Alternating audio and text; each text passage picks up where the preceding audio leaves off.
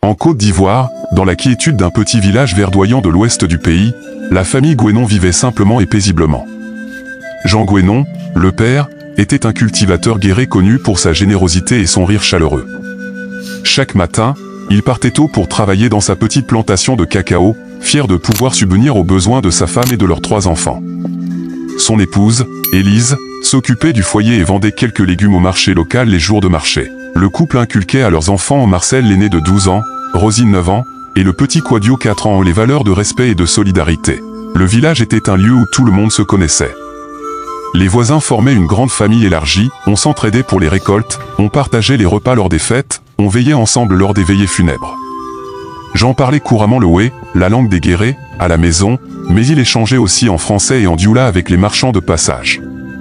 Il avait même un bon ami d'enfance, Moussa, originaire du nord du pays, avec qui il échangeait souvent des nouvelles. Cette amitié symbolisait l'entente cordiale entre les différentes communautés du village. Ici cohabitaient des familles Wé, dont les guérés font partie, et des familles Malinké ou Dioula venues du nord, ainsi que quelques étrangers originaires du Ghana ou du Burkina Faso. La vie suivait son cours, rythmée par les saisons agricoles et les cérémonies traditionnelles. Personne ne se doutait que cette harmonie précaire allait bientôt être brisée. Un soir de septembre 2002, Jean écoutait distraitement les informations à la radio tout en berçant son plus jeune fils. À l'autre bout du pays, on annonçait des troubles, une tentative de coup d'État, des mutineries de soldats qui auraient éclaté dans la nuit à Abidjan et à Bouaké. Sur le coup, ces nouvelles l'inquiétèrent à peine Abidjan était si loin de leur réalité villageoise. Il éteignit le vieux transistor en se disant que tout rentrerait dans l'ordre, comme cela était déjà arrivé par le passé. Jean ne le savait pas encore, mais cette nuit-là marquait le début d'une crise qui allait enflammer tout le pays et bouleverser sa vie à jamais. Rumeurs de guerre civile se propagèrent jusqu'au village. La Côte d'Ivoire se retrouvait divisée, une rébellion armée venue du nord s'était emparée de Bouaké et de plusieurs villes, tandis que le sud du pays restait sous le contrôle du gouvernement. On parlait de combats, de populations en fuite, de villages incendiés. Au marché, Élise entendait des récits effrayants racontés par des voyageurs, des familles entières forcées de fuir leur foyer, des barrages tenus par des rebelles sur les routes, des atrocités commises de part et d'autre. Peu à peu, la peur s'insinua dans le cœur des habitants. Dans le village de Jean, on organisait des veillées de prière pour la paix. Les anciens rassuraient les plus jeunes en rappelant qu'ils avaient déjà connu des temps troublés et que le bon sens finirait par l'emporter. « Nous sommes tous Ivoiriens, nous sommes frères », disait le doyen du village lors d'une réunion communautaire, espérant dissuader quiconque de céder aux divisions ethniques. Malgré ces paroles se voulant apaisantes, les regards de méfiance commencèrent à apparaître entre certains voisins. L'ami de Jean, Moussa, un dioula, reçut un jour une menace anonyme l'accusant d'être complice des rebelles simplement parce qu'il était originaire du Nord. Jean s'indigna de cette injustice et prit sa défense publiquement, rappelant que Moussa était un fils du village lui aussi, qu'il y vivait depuis son enfance et n'avait jamais fait de mal à personne. Ce soutien toucha profondément Moussa. Les deux hommes se promirent de rester unis, quoi qu'il arrive. Mais autour d'eux, l'atmosphère continuait de se tendre. Des soldats loyalistes, forces gouvernementales, passèrent une fois dans la région pour recruter de jeunes volontaires afin de défendre la patrie contre les rebelles. Quelques garçons du village, grisés par les discours patriotiques, partirent s'enrôler. Zadi, le cousin de Jean, fut de ceux-là, il quitta sa femme et son nouveau-né avec la promesse de revenir en héros. Jean, lui, préférait protéger sa famille sur place. Il estimait que son devoir était de veiller sur les siens et les anciens du village, pas de prendre les armes. Que Dieu nous garde de la folie des hommes, soupirait Élise en serrant contre elle leurs enfants lorsque des camions militaires traversaient la zone. En fin d'année 2002, la guerre qui semblait lointaine finit par s'approcher dangereusement. Les rebelles, qui tenaient le nord, ouvrirent un nouveau front dans l'ouest, non loin de la frontière libérienne. Des villes proches, comme Man et Danané, tombèrent aux mains de factions rebelles appuyées par des mercenaires libériens. Bientôt, on signala des combats autour de Duikwe et de Bangolo, des localités à quelques dizaines de kilomètres seulement de la communauté de Jean. Les habitants de ces zones fuyaient sur les routes, certains arrivaient épuisés jusque dans le village de Jean, cherchant refuge. Jean accueillit temporairement une famille déplacée qui avait fui un village incendié près de Bangolo. Le récit de ces réfugiés glaça le sang de tout le monde, il parlait d'hommes en armes qui surgissaient en criant dans une langue méconnue, de cases brûlées, de voisins abattus sans pitié, et d'actes de barbarie inimaginables. Autour du feu le soir, à la lueur tremblotante des lampes tempêtes, on écoutait ces témoignages avec effroi. Élise ne pouvait s'empêcher de pleurer en pensant à ses propres enfants.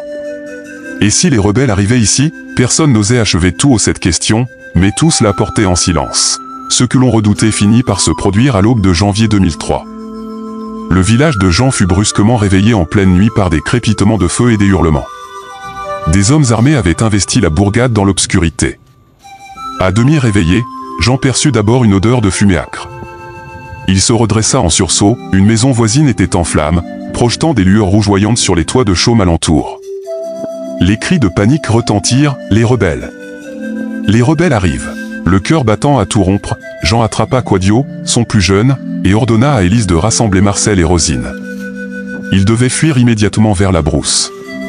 Dehors, c'était le chaos total, des silhouettes affolées couraient dans tous les sens, on entendait des coups de feu sporadiques, et les braillements des assaillants se mêlaient aux pleurs des enfants.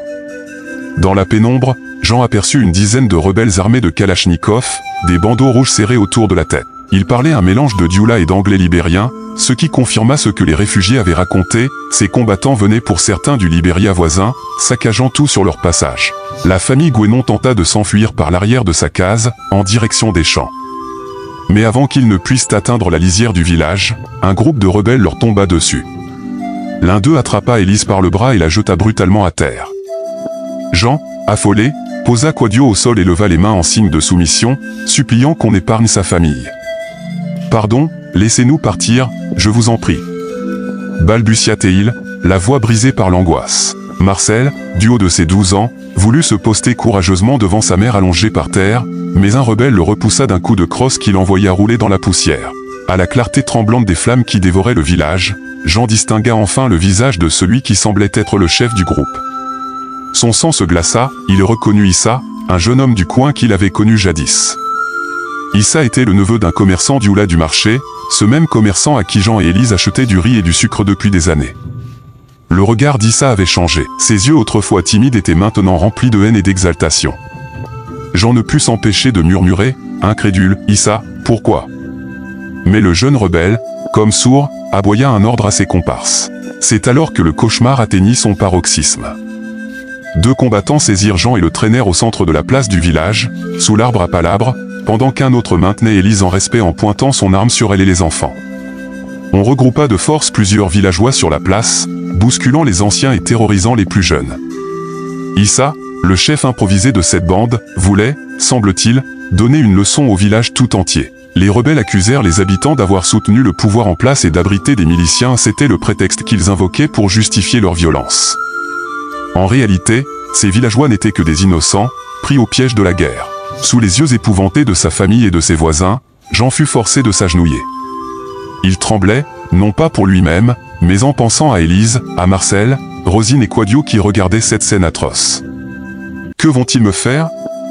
se demanda-t-il, terrifié, tout en priant intérieurement pour que sa femme et ses enfants soient épargnés. Les rebelles décidèrent de pousser la cruauté jusqu'à l'indicible.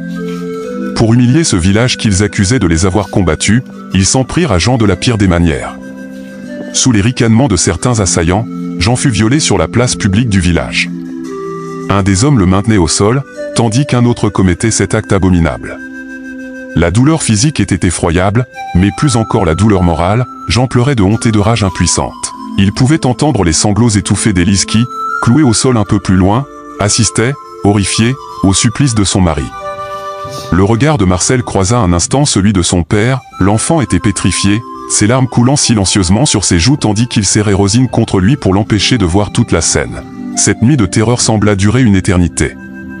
Quand les rebelles en eurent fini avec leur sinistre besogne, ils laissèrent Jean gisant, meurtri et à demi nu, sur le sol souillé. Avant de partir, ils mirent le feu au village tout entier. Les toits de chaume s'embrasèrent comme des torchets. Issa et sa bande quittèrent les lieux en hurlant des slogans, disparaissant dans la nuit, laissant derrière eux un spectacle de désolation. Les cris de triomphe des assaillants s'évanouirent au loin, remplacés par le crépitement sinistre des maisons en flammes et les gémissements des blessés. Ça c'est la fin de première partie, abonnez-vous, et activez l'approche des notifications, et à bientôt pour la deuxième partie.